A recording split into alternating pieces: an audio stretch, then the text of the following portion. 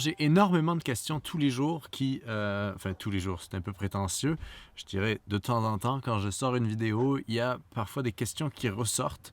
Et je les ai jamais vraiment... Je pensais que ce serait une bonne idée d'y répondre en vidéo. C'est quelque chose d'assez commun sur YouTube et pourquoi ne pas le faire vu que tout le monde le fait? Haha, pourquoi pas? Je vais essayer d'être assez concis. C'est quelque chose que je suis pas très bon pour ça. Mais voilà, on va commencer avec une des toutes premières questions que j'ai eues. Excusez-moi, je remets mes lunettes. M'intéressant au minimalisme, je suis tombé avec bonheur sur tes vidéos. Merci. J'ai beaucoup de questions qui me viennent à l'esprit. As-tu pensé à une tiny house à la place du van et pourquoi un van plutôt qu'autre chose? C'est une très bonne question. C'est deux choses qui sont à la fois très similaires dans la façon dont on vit, mais à la fois très différentes dans ce que ça implique. Moi, ce que je voulais, c'était pas forcément m'établir quelque part pour l'instant. C'était pas investir dans quelque chose qui serait là pour moi toute ma vie.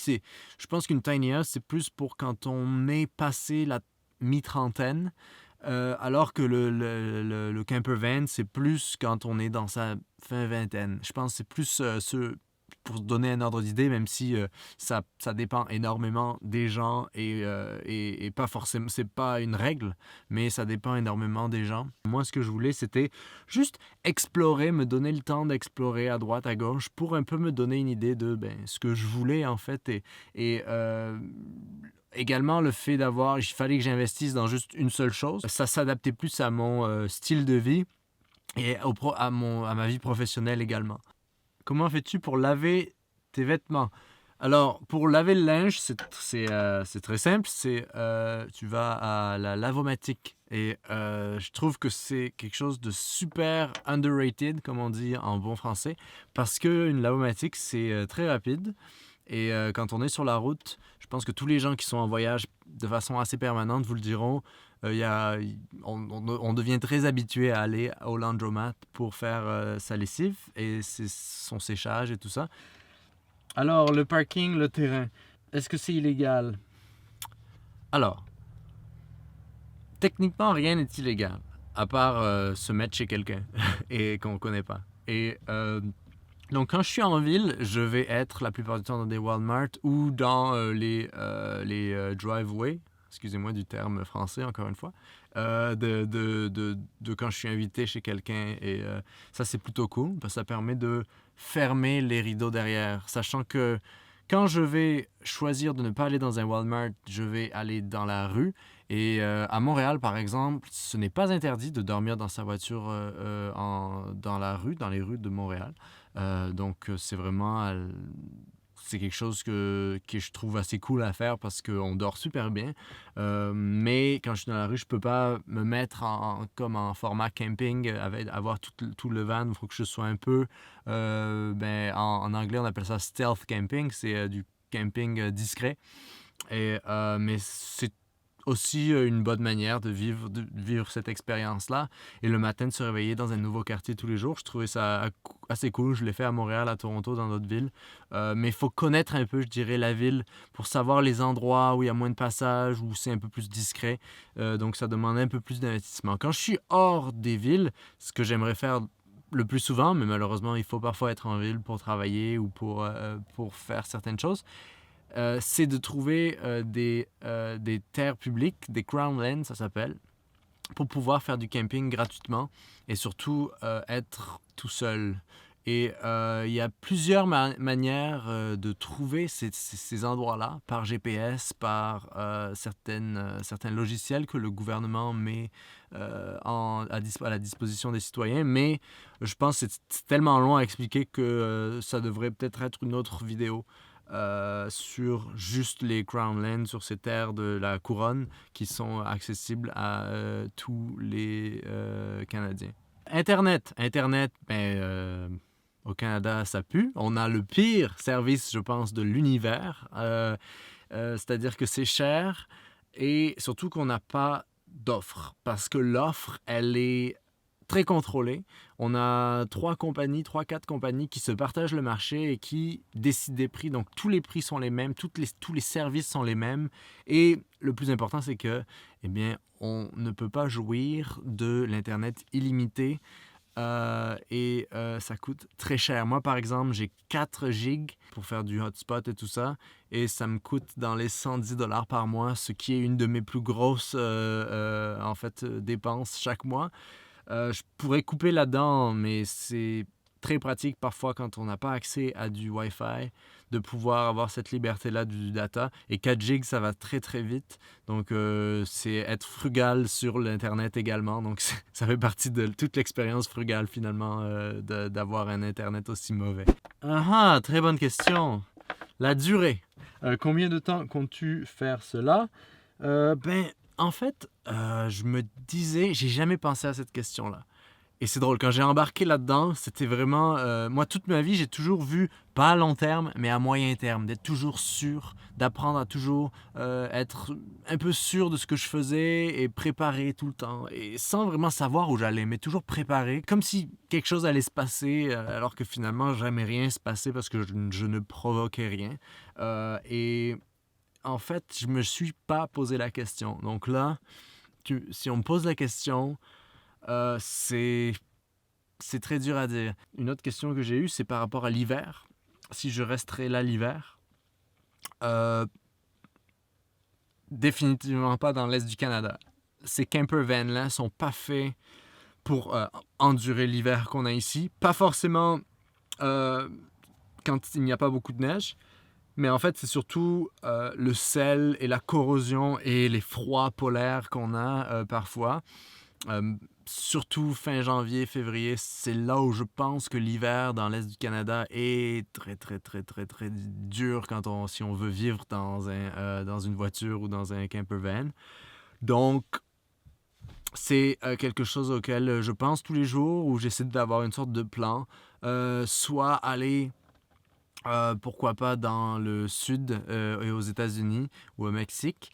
Mais pour ça, il faut avoir, je dirais, des fonds nécessaires pour pouvoir, parce que je peux pas vraiment travailler là-bas. Je pensais faire ça peut-être l'an prochain, d'aller dans le sud. Mais cette année, on verra.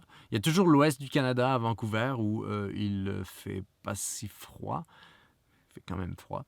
Mais c'est à réfléchir. Je me donne encore, là on est début octobre, donc les hivers étant de plus en plus, commençant de plus en plus tard, j'ai cette chance-là, mais tous les jours je me fais rattraper par un petit wake-up call de c'est l'hiver bientôt. Et ça c'est quelque chose auquel je pense, mais advienne tempora. Ow! Ah, je te suis dans ton aventure, merci beaucoup. Je suis aussi dans une démarche minimaliste et ma mère aussi. Wow. Elle rêve en voyant cette maison. Ah, c'était sur la maison, le Earthship. Et moi en voyant. What? Et moi en voyant que tu vis dans un van. Ben, content de pouvoir partager ça. J'aimerais faire pareil. Comment tu cuisines dans ton van? C'est compliqué. As-tu l'électricité et l'eau chaude? Alors, comment je cuisine dans mon van? Je pense que j'avais fait déjà. Est-ce que j'ai déjà montré comment je cuisine dans mon van? Là, je peux pas montrer parce qu'il y a de la vaisselle partout. Euh, mais comment je cuisine dans mon van? Ben, j'ai la chance d'avoir dans le tour du van, ça tu le verras, j'ai des ronds de propane. Malheureusement, c'est du propane. Ce serait cool si c'était quelque chose d'un peu moins comment dire, d'énergie fossile. Mais l'avantage, c'est que je peux vraiment cuisiner. Moi, cuisiner, c'est super important. C'est une des raisons pourquoi j'ai choisi ce type de camper van. C'est qu'il y a une cuisine vraiment tout équipée, si on peut le dire. Et la cuisine a donc 2 ronds à propane et un frigidaire qui est d'une grandeur parfaite pour moi. En tout cas, c'est 3... Il y a 3 niveaux et des compartiments sur le côté. Une semaine, je pense, je peux mettre de nourriture dans mon van en tout. Je vais dire, en fait, il y a très peu de choses qui changent dans la façon de cuisiner versus d'avoir un appartement ou une maison. La seule chose, je dirais, c'est un four. Si, par exemple, faire cuire quelque chose, faire des gâteaux. L'eau chaude, ben, l'électricité d'abord, c'est une batterie qui gère tout ce qui se passe en fait dans le van, depuis les lumières jusqu'à la pompe à eau. Et le frigidaire est sur le propane, donc c'est un frigidaire au propane, donc il consomme pas beaucoup. Y a-t-il possibilité de poser des panneaux solaires sur un van pour tout ce qui marche à l'électricité, plus avoir de l'eau chaude et de chauffage? Oui, c'est ce que j'ai. Moi, j'ai vraiment pas beaucoup, j'ai 100 watts. Mais avec 300 watts, ou même 200 et quelques, vous pouvez vraiment être très autosuffisant. C'est très pratique d'avoir ça, c'est rassurant aussi. Moi, je consomme pas tant d'électricité et on peut toujours en consommer moins. C'est vraiment que mes appareils électroniques qui en consomment. En fait, tu voyages où? Pourquoi? Je te suis depuis tes 50 abonnés. Merci, mais je ne sais pas ce que tu fais. Ben, on pourrait clore sur cette question, en fait, presque.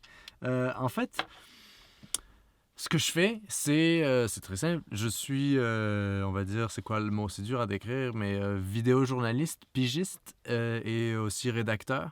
Et c'est tout. Donc, ce que je fais, c'est... Avant, je travaillais pour une compagnie. J'étais producteur vidéo et en fait, en décembre dernier, j'ai démissionné de mon travail pour me lancer en freelance. Donc, ça va faire à peu près... vraiment depuis mars, je dirais, donc 6-7 mois que je suis à temps plein à chercher des contrats, à aussi faire des vidéos pour moi, à penser à des concepts, à pitcher beaucoup de choses qui se font beaucoup refuser, des documentaires, des séries, des choses comme ça. On dit souvent que ça prend 2 ans à, à être dans un rythme régulier. Donc, c'est tout un apprentissage de devenir pigiste et j'en apprends tous les jours, surtout sur les hauts et les bas. C'est incroyable comment c'est juste... Quand on vit en cubicule, c'est comme ça, progressivement, ou c'est très linéaire. Alors que quand on est en pigiste, c'est vraiment des hauts et des bas. Donc, des côtés positifs, c'est haut, c'est haut. C'est grand, un moment d'excitation quand un projet est en train de se former. Et les gros downs, c'est quand un projet est refusé ou que tout d'un coup, on va manquer d'argent ou quoi que ce soit. Parce que moi, j'avais un peu d'économie que j'ai toute, je pense... Je pourrais faire une vidéo sur combien je dépense. Ça, je pense que ça intéresse beaucoup les gens pour une raison ou pour une autre. Parce que c'est vrai qu'au final, on arrive tous à ça, à avoir combien on a pour pouvoir utiliser et bien le placer. Et c'est vrai que c'est quand même quelque chose de très important. Et donc, c'est ça, je suis un peu le vagabond pigiste qui a des contrats à droite à gauche. T'es-tu fixé une date limite pour déménager? Moi, en fait, c'est allé assez vite et à la fois, ça a pris du temps. Le projet de vivre dans un campervan est venu à force de voir d'ailleurs des vidéos sur YouTube, surtout aux États-Unis, où c'est quelque chose de plus répandu parmi les jeunes et les moins jeunes, d'être en fait constamment on appelle ça du full-time RVing, d'être un campeur, un motorisé à temps plein. Et c'était autour de novembre, je pense, que j'ai vu une première histoire sur ça. Et après, j'ai réalisé à quel point beaucoup de gens faisaient ça et que c'était pas du tout extraordinaire. Et que ça me plaise. Vous savez, quand il y a un projet que vous vous dites, oh, c'est pas un projet en tant que tel, c'est pas une fin en soi de vivre dans un van, mais tout ce que ça ouvre, tout ce que ça amène, surtout ce que ça peut amener, c'est ça en fait qui m'a attiré. Et après, donc, pendant 3 mois, j'ai pensé à l'idée, recherché beaucoup, vu un peu ce que je pouvais avoir, ce que je ne pouvais pas vraiment faire et comment tout ça pouvait fonctionner. Le coup de tête, en fait, ça prend du temps à préparer. Par contre, une fois que vous avez pensé, vous avez fait vos recherches, vous avez pensé à ce que vous voulez, ce que vous ne voulez pas, ce que vous pouvez avoir, ce que vous ne pouvez pas avoir, ce qui vous plaît, vous, de faire, tout ce que vous, votre confort, qu'est-ce que c'est, minimum.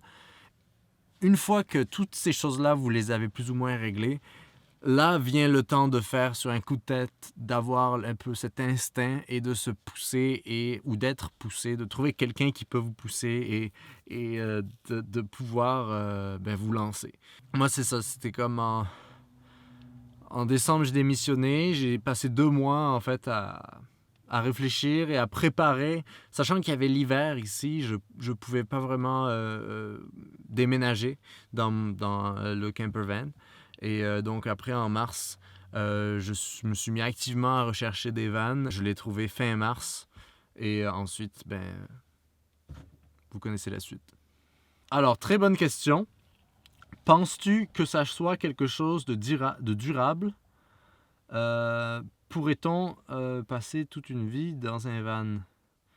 Plusieurs années. Plusieurs années définitivement. On peut définitivement passer plusieurs années dans un camper van quand on est jeune. Après, c'est une vie totalement différente. C'est celle des gros motorisés, des gros RV, là, les gros tour bus, qui coûtent plus de 150 000 $, voire beaucoup plus. Ça, c'est une vie différente en termes de consommation, en termes d'avoir... En fait, c'est comme avoir une maison parce que c'est tellement gros et puis vous avez toutes les... Il n'y a vraiment pas de vie trop minimaliste là-dedans, même si vous devez avoir moins. Mais donc, dans un camper van comme ça a beaucoup de limites. Donc, passer toute une vie, moi, je dirais, il y a des choses qui me manqueraient. Je vais pas me voiler la face. Tout autant que j'adore, j'ai jamais été autant à ma place que dans ce van-là. Je me suis jamais senti aussi libre et aussi capable de faire des choses en ayant ce van-là. J'arrive à résoudre des problèmes plus rapidement. Et donc, c'est vraiment tout un mode de vie qui est pour moi, en fait, et qui est pour beaucoup de gens qui n'ont jamais vraiment trouvé quelque chose qui faisait sens. Et tout d'un coup, ça a du sens de faire ça. Par contre, au long terme, je garderai toujours ce côté d'aventure-là parce que j'ai toujours aimé aller faire du camping ou faire des grands voyages à vélo ou à moto ou n'importe quoi. Mais pour le côté toute une vie, c'est pas vraiment très réaliste si on veut construire quelque chose quelque part ou à plusieurs endroits.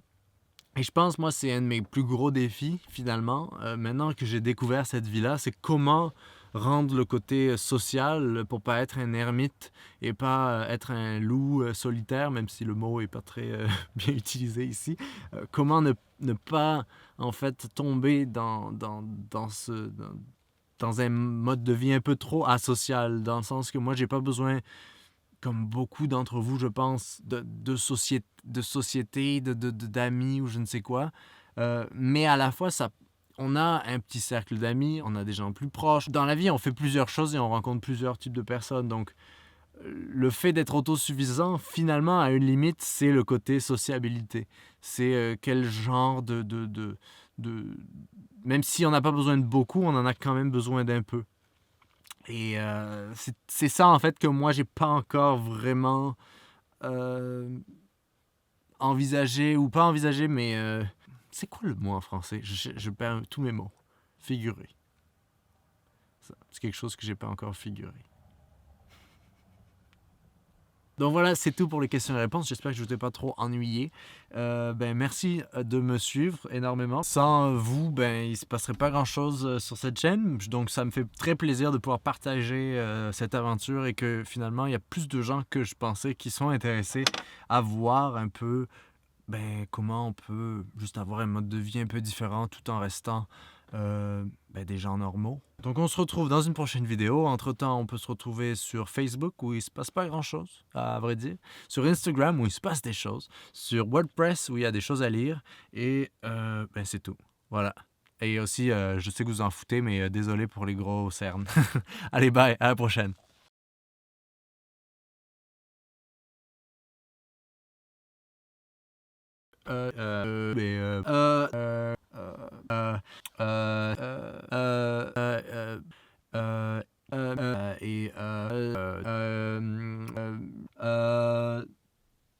Donc voilà.